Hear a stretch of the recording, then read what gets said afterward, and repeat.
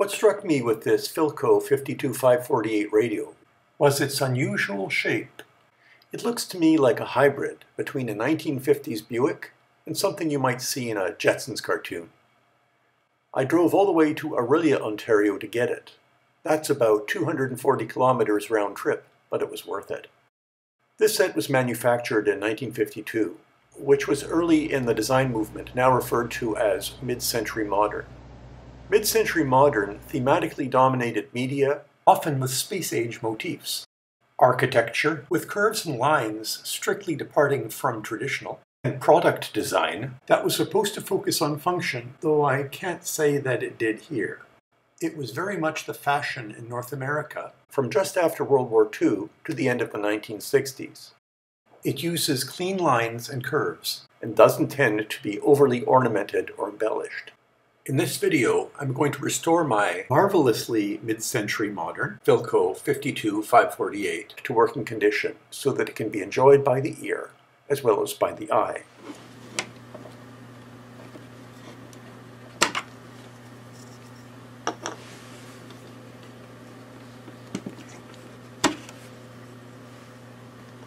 Underneath the Bakelite cabinet, this radio is a somewhat unusual All-American 5-tube radio chassis.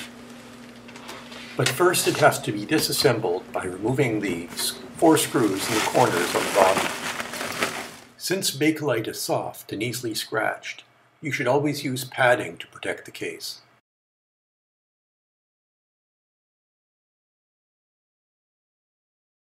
I think I'm going to have to take this outside to dust it because this is vile.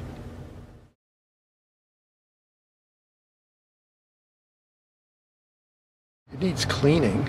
It's not terrible. If I can take this off, just held on with some clips, then I can make the decision whether I want to replace the speaker cloth grill material.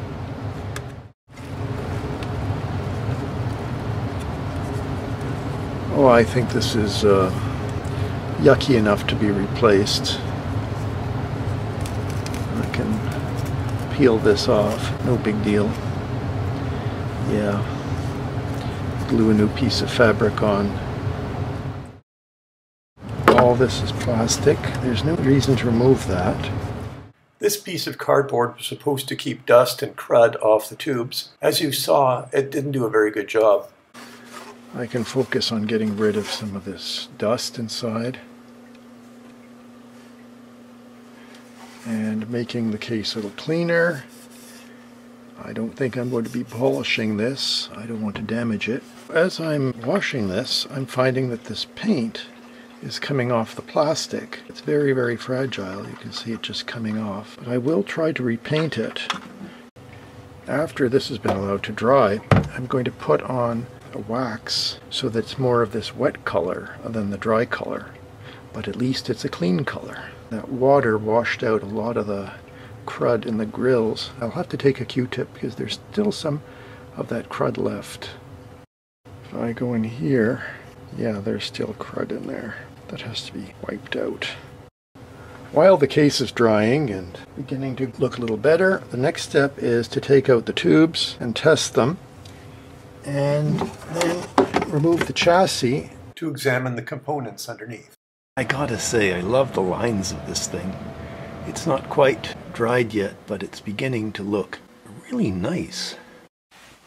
All 5 of these tubes are Philco branded tubes. I have every reason to believe they're the originals. This tube, based on the amount of deposit on the inside of the glass, looks like it was used a lot. I don't think any of these tubes have ever been replaced. Of the 5 tubes, there were 3 that were bad, 2 which just had low emission, and 1 that had a intermittent short. The intermittent short was on the 35W4 rectifier.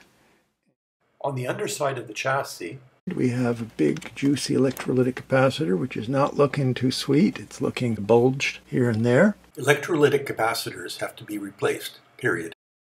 There are a whole bunch of wax-dipped paper capacitors that need to be replaced with film capacitors, and some of them are tucked away and hard to get to.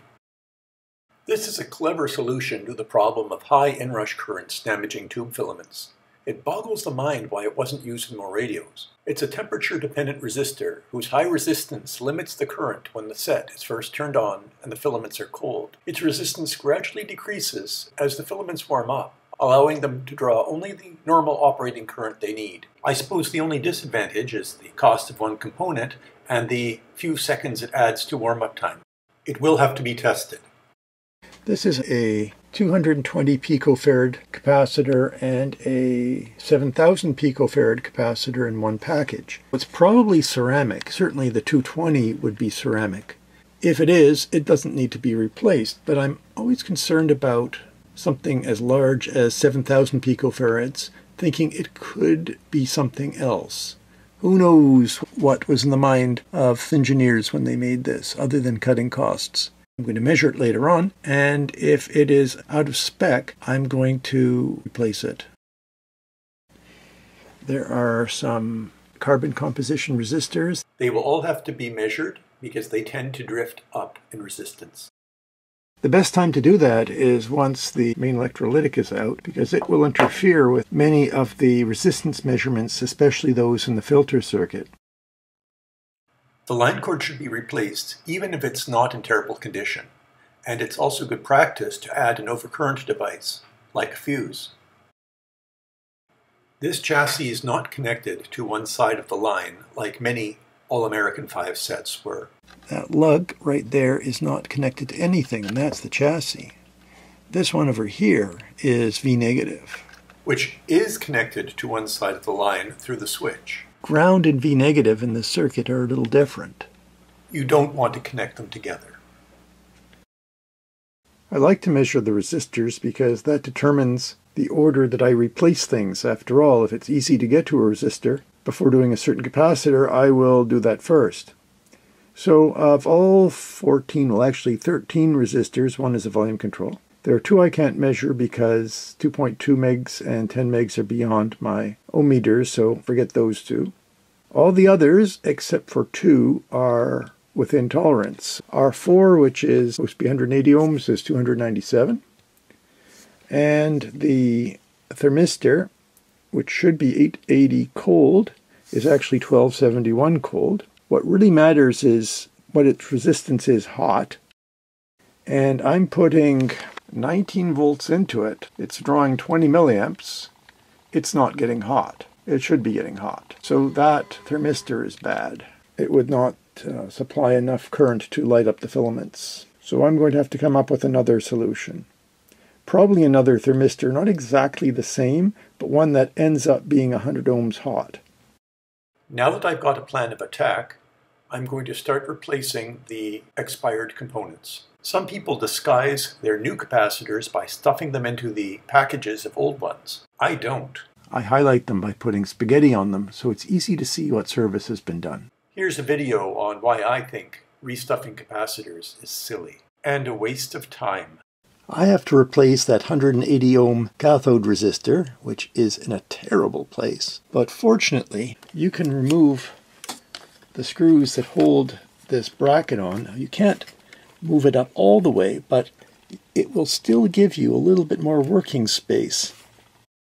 I'm going to use an LED lamp for the dial lamp, one of these. It wants to take about 25 milliamps, but it runs very nicely on 10. I can put in a 12K resistor and give it 10 milliamps. That's 12K on the first filter capacitor. This is the capacitor that I pulled out, the one that goes across the line, 0.04 microfarads. It's labeled mica mold. It looks like a mica capacitor, but of course it's not. It's a paper capacitor and must be replaced with a modern safety capacitor. All the capacitors have been replaced, plus two of the resistors, this one which needed to be replaced and this one which was just convenient to replace.